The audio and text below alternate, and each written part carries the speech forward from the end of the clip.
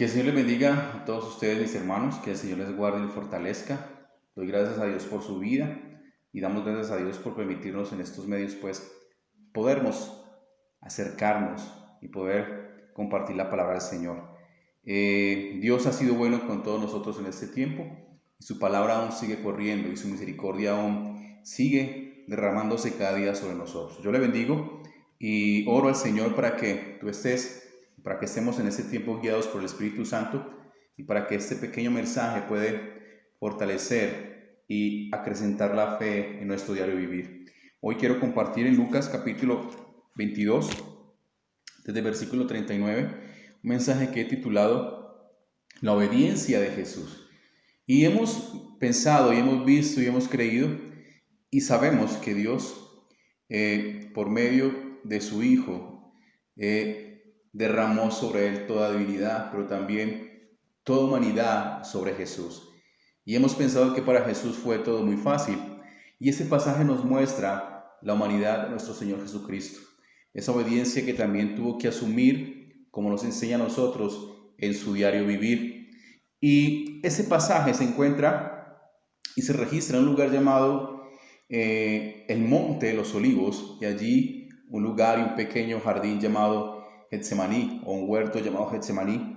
Muchos han hablado de este último pasaje, la última noche, donde el Señor Jesucristo pasa con sus discípulos luego de la cena. Se dirige allí al Monte de los Olivos y pasa algo que a nosotros nos debe fortalecer y que a nosotros debe contristar nuestro corazón, pero también a la vez alegrarle. Usted me dirá, ¿cómo así que contristar y alegrar? Si nosotros miráramos detalladamente este pasaje, si nosotros dejáramos que el Espíritu Santo nos hablara, podríamos ver tantas cosas en ese momento que nuestro Señor Jesucristo y Salvador vivió allí en el huerto de Getsemaní. El Monte de los Olivos es un lugar, un lugar alto allí al oriente de Jerusalén, un lugar que se levanta y se divisa la ciudad. Y de ese lugar el Señor Jesús nos narra la palabra que dejó varias enseñanzas. En ese lugar del Monte de los Olivos narra la palabra que le advirtió a los discípulos cómo iba a ser el futuro, cómo iba a ser su regreso, qué cosas deberíamos estar pendiente y estar velando cuando llegara ese momento, cómo deberíamos comportarnos. Pero también allí en el Monte de los Olivos dice la palabra que el Señor Jesús era un lugar donde Él se acercaba de manera continua a orar y acercarse al Padre. Es allí en el Monte de los Olivos donde el Señor Jesucristo, cuando descendía a Jerusalén, fue allí donde profetizó y habló sobre Jerusalén cuando mataba a sus profetas y a todos aquellos que hacían enviados. Y el Señor Jesucristo que Él quiso recoger a Jerusalén, así como las gallinas recogen a sus polluelos, pero no quisiste, y decía la palabra. Es de allí, es de ese monte donde el Señor Jesucristo narra todas estas cosas. Y el Monte de los Olivos tiene un significado muy especial para los judíos. Allí ellos han pensado y han creído que es allí donde el Señor, su Mesías, su enviado, su ungido, su rey, llegará en victoria.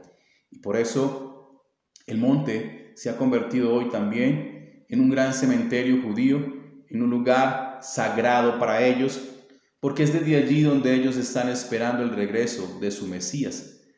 Nosotros ya creímos que llegó. Nosotros ya creímos que trajo la victoria y que nos ha dado la vida eterna. Ellos aún desde ese lugar están esperando.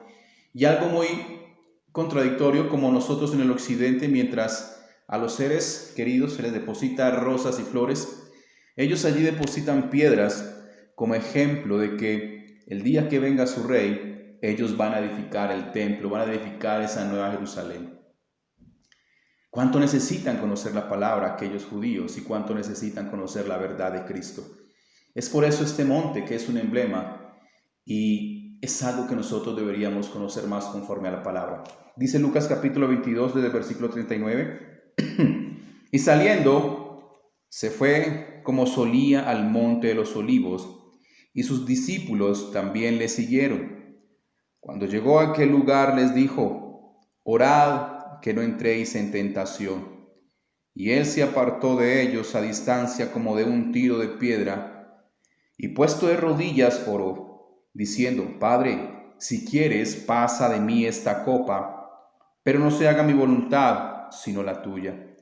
Y se le apareció un ángel del cielo para fortalecerle, y estando en agonía oraba más intensamente, y era su sudor como grandes gotas de sangre que caían hasta la tierra.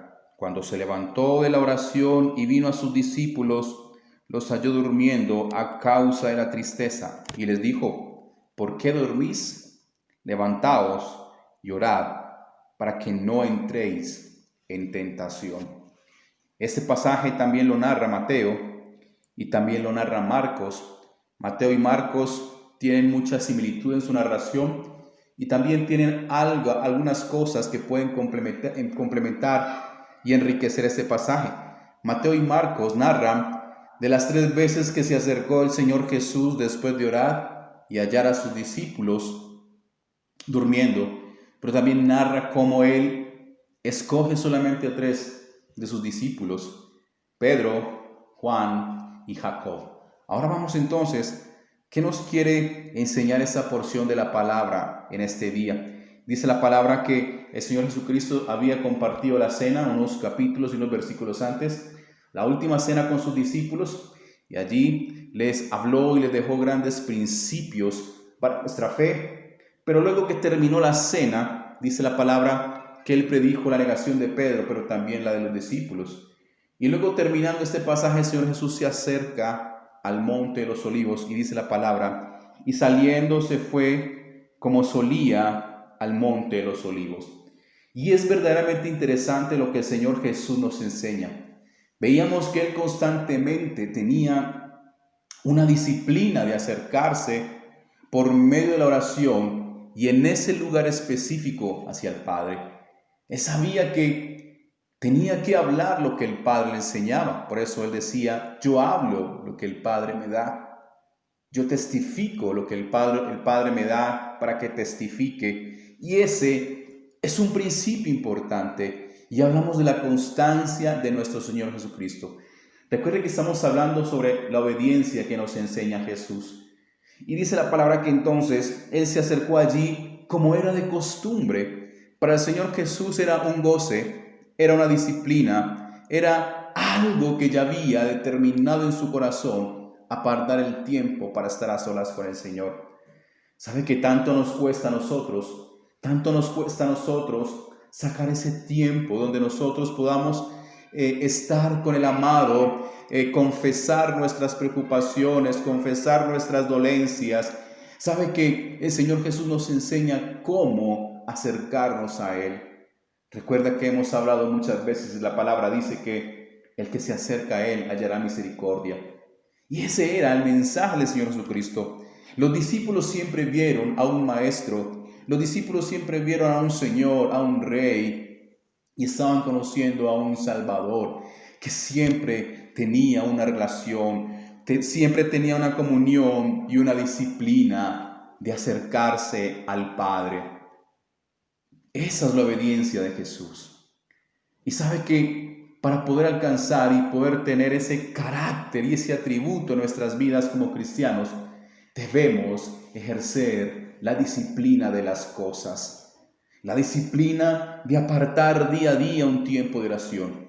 Esta semana, mientras estaba en nuestros devocionales, siempre estamos orando de 6 a 8 de la mañana en la congregación, y a veces pensamos que eso es suficiente y eso basta, pero aquí el Señor Jesucristo nos enseña la costumbre. También recordamos a Daniel. Daniel oraba en las mañanas, Daniel oraba en las tardes y Daniel oraba al terminar el día.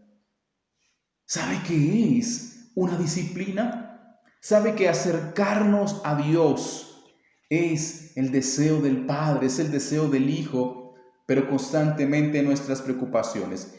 Y vemos aquí cómo el Señor Jesucristo es el resultado de que hizo tantas cosas, tantas maravillas, tantos milagros. La gente decía que hablaba como aquel que tenía autoridad. Era porque la autoridad se la había delegado del Padre. Era porque el mismo Espíritu estaba con Él.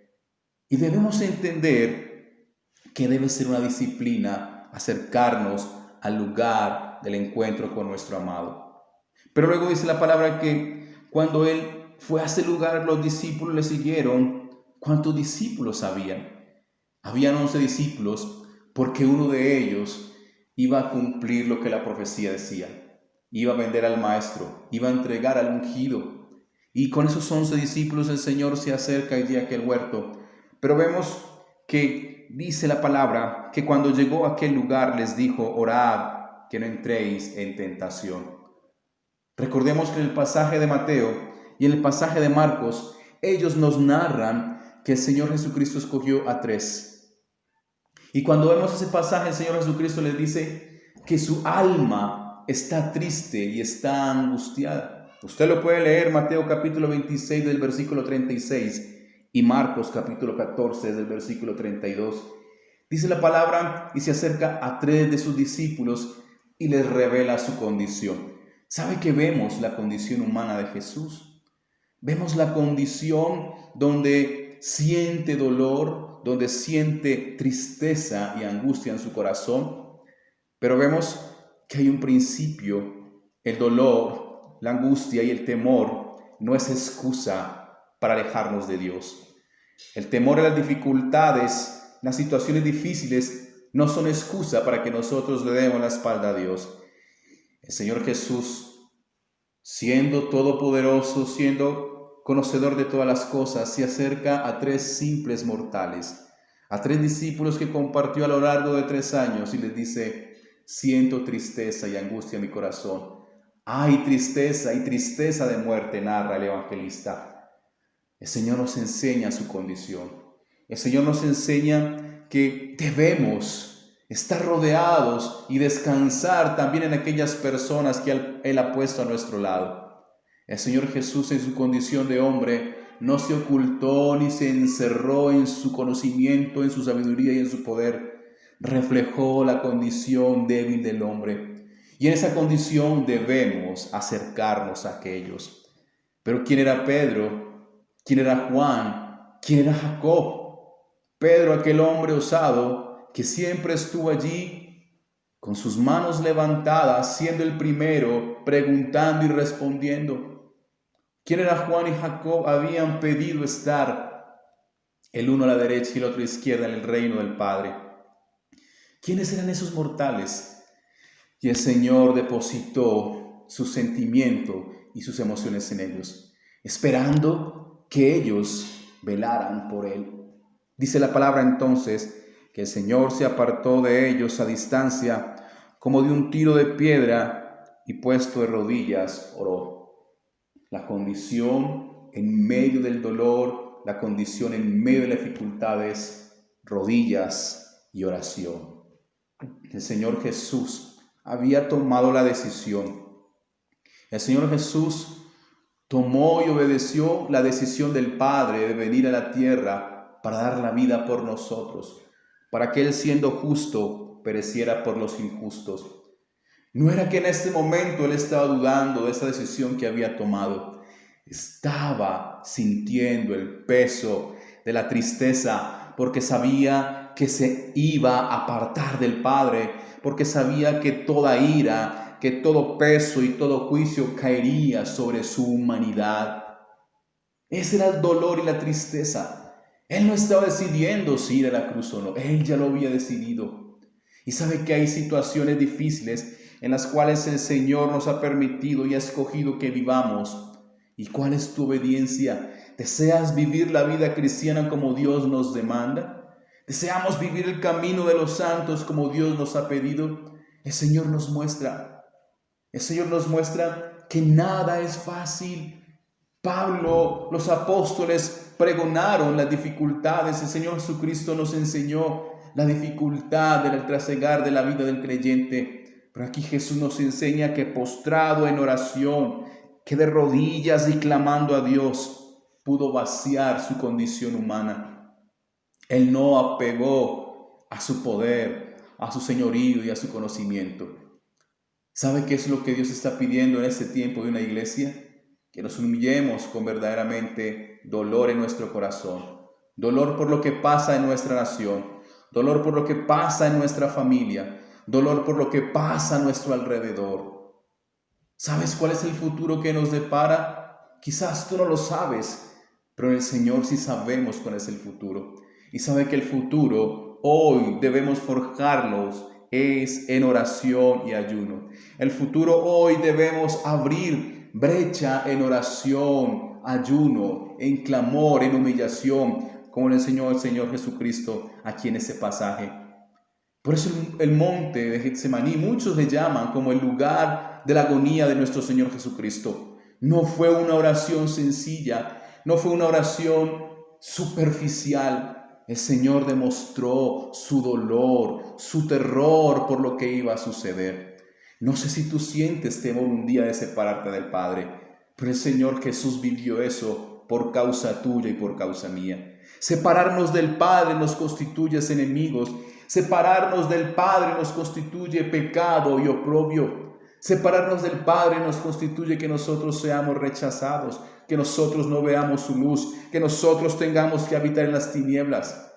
Pero el Señor Jesucristo sentía tristeza y angustia por lo que iba a recibir.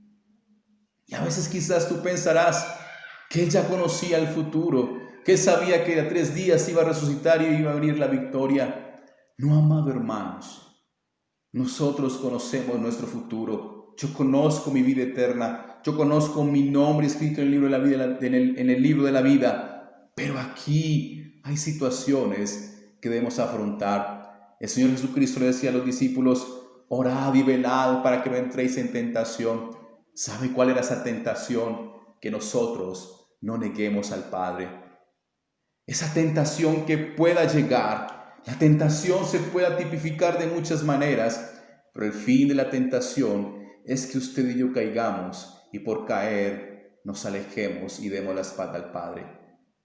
Unos versículos atrás, unos capítulos atrás, el Señor advertía a Pedro y a sus discípulos que le iban a negar. Y lo vemos más adelante narrado en el momento de la cruz. Lo vemos como el Señor Jesús en cada calle, en cada camino en Jerusalén, a espaldas con esa cruz, sintió la soledad, sintió el vacío, pero allí el Señor Jesús encontró la respuesta humillándose delante de Dios. Yo les invito para que nos humillemos delante de Dios. Si el Señor Jesús lo hizo, ¿por qué a nosotros nos cuesta? Si el Señor Jesús nos da la esperanza y la respuesta, porque vemos el resultado de esa gran humillación, fortalecido en la cruz, con convicción de que iba a dar vida, de que traería vida abundante a una humanidad que estaba muerta. El Señor Jesús nos enseña de rodillas y en oración. Dice la palabra del versículo 42, que diciendo: Padre, si quieres, pasa de mí esta copa, pero no se haga mi voluntad, sino la tuya. No se haga mi voluntad, sino la tuya. La palabra del Señor dice que el Señor Jesucristo se humilló como hombre, y dice la palabra que esa humillación tipificó en la obediencia que le llevó a muerte y muerte de cruz. Dice la palabra, este mensaje que estamos compartiendo es cómo nos enseña el Señor Jesucristo la obediencia, y la obediencia nace desde nuestro corazón. Es una decisión que tomamos en nuestro corazón. Así las cosas no las tengamos que hacer en este momento, sino que sabemos que tenemos que decir en el futuro: hoy determino creer en Cristo por el día de mañana y hasta el día que el Señor nos llame. No sé si tú has determinado. Hoy muchos siguen pensando: Señor, en un momento de persecución, ¿qué haría yo? En un momento donde tenga que entregar mi vida, ¿tú has pensado en eso?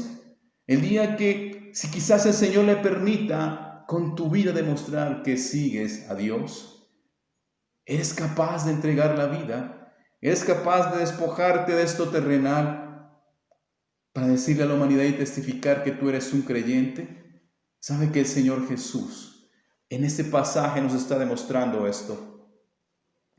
Dice la palabra: Señor, si quieres, pasa de mí esta copa, pero no se haga mi voluntad sino la tuya. Yo quiero que miremos allí en Marcos, la palabra del Señor en Marcos capítulo 14, versículo 32, cómo nos narra la palabra del Señor algo muy diferente que no podemos dejar de pasar. Dice la palabra: Señor, Abba Padre, todas las cosas son posibles para ti. Estamos leyendo Marcos capítulo 14 del versículo 36 y dice: Abba Padre, todas las cosas son posibles para ti. Y el Señor Jesucristo nos muestra el poder de Dios, el poder que hay en Dios para hacer y deshacer todas las cosas.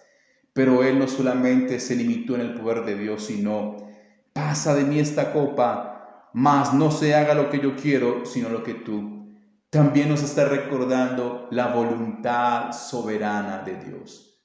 Que no se haga lo que en mi propósito, lo que en mi mente y en mi corazón hay, sino lo que tú quieres. El Señor Jesucristo no quería dar un paso atrás. Si usted entendiera la lucha, si usted entendiera la agonía que el Señor Jesucristo tuvo en ese lugar, si usted pudiera meditar en las noches y tratar de pedir al Espíritu Santo: Señor, ¿cómo fue ese momento de agonía de Jesucristo para decir: yo voy a dar mi vida por la humanidad?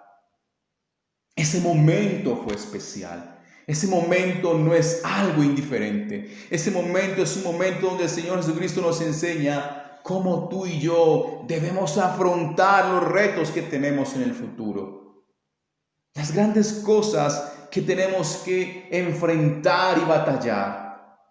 Por eso la palabra dice que el reino de los cielos lo arrebatan los violentos, los valientes, los que no tienen temor de las cosas de este mundo. La palabra dice: no temamos de aquel que quita la vida, sino que debemos tener temor de aquel que quita la vida, pero que también tiene el poder de echar nuestra alma, nuestro espíritu al infierno. Ese es un tiempo donde el Señor Jesucristo nos enseña a no desmayar. Me preocupan nuestros niños en este tiempo. Me preocupa la juventud en este tiempo. La agonía es que podamos cumplir con las metas educativas. La agonía es que podamos cumplir con los resultados laborales. Pero ¿qué tal de este propósito que Dios nos enseña? Ese es un tiempo donde la iglesia tiene que aprender a prepararse para las cosas que vengan. La iglesia, el Señor Jesucristo nos ha dado el mensaje: velad, velad, velad y estemos preparados, allí como las viudas, como las vírgenes, que eran sensatas, que estuvieron preparadas hasta que el Señor vino. Es un tiempo donde la iglesia y donde el creyente debemos vivir preparados y convencidos en lo que Dios está haciendo, en lo que Dios hará. Y el Señor Jesucristo nos muestra la palabra entonces: Padre, yo sé que tú tienes el poder de todas las cosas, pero que no se haga lo que yo quiero, sino que se haga tu voluntad. Ese es el mensaje que tú has dicho, Señor Jesucristo. Ese es el mensaje que has levantado y ha orado: Señor, hágase tu voluntad. Hágase tu voluntad y no la mía. Y cuando el Señor empieza a obrar y tú ves que va contrario a lo que tú pensabas, dices: Señor, yo creo que esto no es tuyo. La voluntad de Dios desecha nuestros propósitos y nuestros sueños. Recuerda que la palabra dice que los pensamientos de Dios son más altos que los nuestros. Así de la distancia como está la tierra del cielo. Los pensamientos de Dios son eternos y son puros. Los pensamientos de Dios son verdad. ¿Por qué no anhelamos esos pensamientos? Esa es la obediencia de Jesús. Nos enseñó disciplina. Esa es la obediencia de Jesús que nos enseña constancia. La obediencia de Jesús que nos enseña a reconocer la voluntad del Padre. La obediencia de Jesús que nos enseña a conocer el poder de Dios. La obediencia de Jesús que nos enseña a obedecer hasta la muerte. ¿Sabe qué? Deberíamos estudiar más este pasaje. Yo quiero invitarle para que tú, en el Espíritu de Dios, deja que Dios le hable en tu casa de este pasaje. Yo me imagino al Señor Jesús. Dice la palabra que el Señor Jesús se había retirado a un tiro de piedra de los discípulos, de aquellos 3 que había elegido. 40, 50 metros aproximadamente. Un espacio donde los discípulos podrían verle, pero quizás no escucharle. Un espacio donde los discípulos podían ver al Maestro derramar su humanidad. La palabra del Señor nos enseña la humillación. No hay obediencia sin humillación. No hay obediencia sin reconocer que necesitamos de Dios.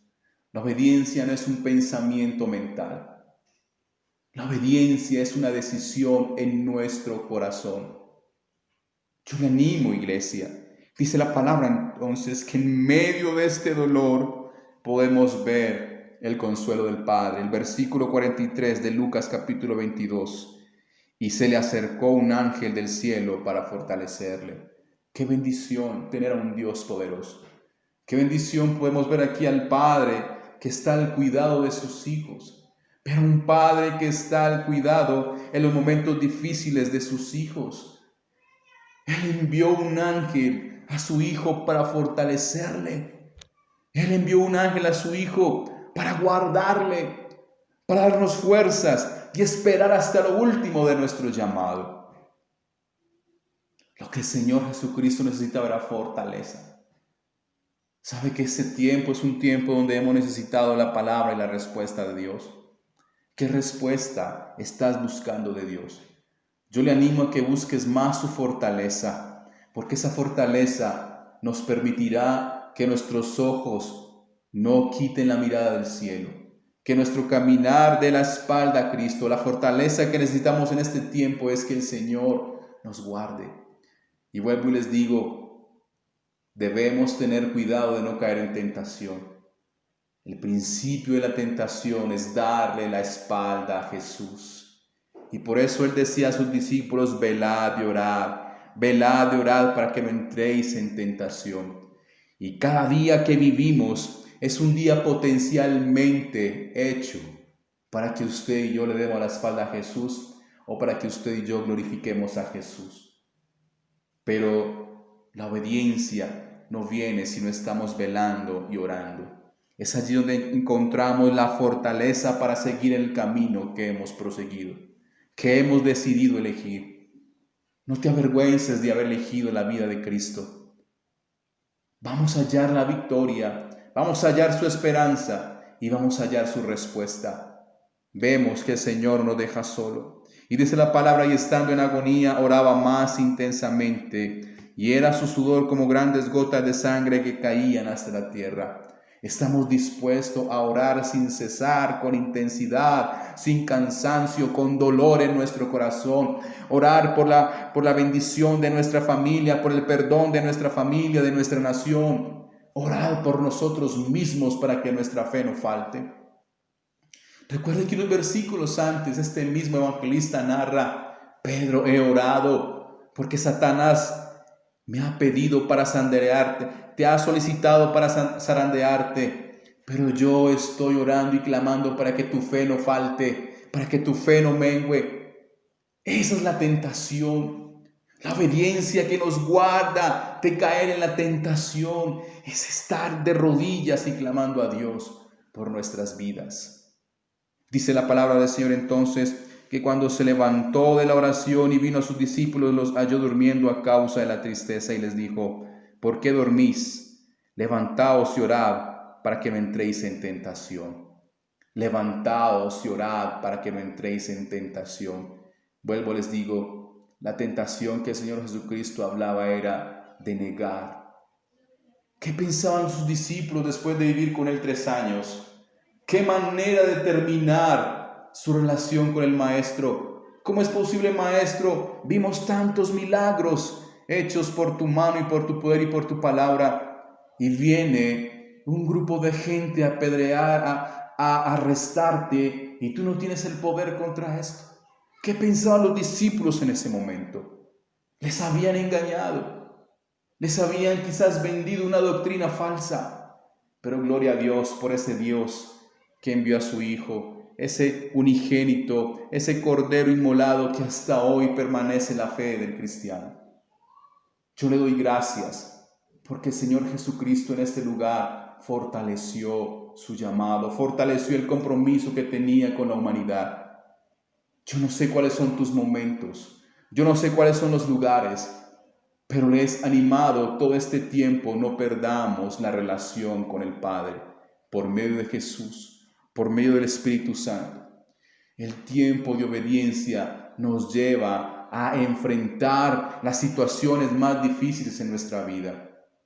Cánsese de la negligencia, cánsese del temor, cánsese de la desesperanza y miremos a Cristo y Él nos alumbrará.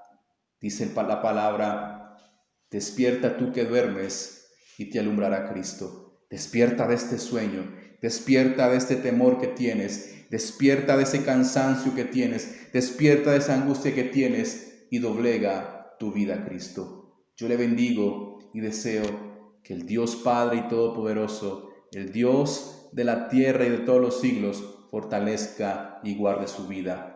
Que Dios les bendiga, iglesia.